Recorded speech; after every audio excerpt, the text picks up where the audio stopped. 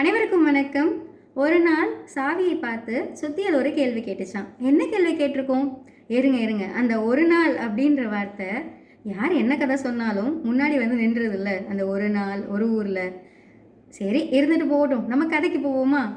அதாவது சுத்தியல் வந்து சாவிக்கிட்ட என்ன கேட்டுச்சு அப்படின்னா, நான் ரொம்ப வலிமையாக இருக்கேன், ஒரு பூட்டை என்னால் ஈஸியாக திறக்க முடியலை, ஆனால் நீ வந்து ஈஸியாக திறந்துடுறியே, அது எப்படி அப்படின்னு சொல்லிட்டு அந்த சுத்தியல் கேட்டிருக்கு. ஆனால் நான் ரொம்ப திறக்கிறதுக்கு ரொம்ப ரொம்ப ரொம்ப கஷ்டப்படுறேன் அப்படின்னு அந்த சுத்தியல் சொல்லியிருக்கு.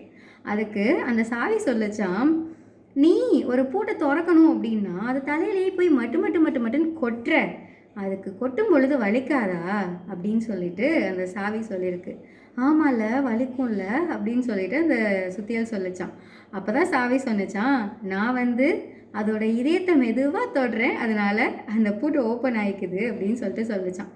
இந்த கதையிலேருந்து நம்ம என்ன தெரிஞ்சுக்கணும் அப்படின்னா, ஒரு வேலையாக இருக்கட்டும் இல்லை வாழ்க்கையில் எதுவாக இருந்தாலும் ஒரு விஷயத்த நம்ம அன்பாக சொன்னோம் அப்படின்னா அது வேறு லைனில் போயிட்டு சக்ஸஸ் ஆகும்.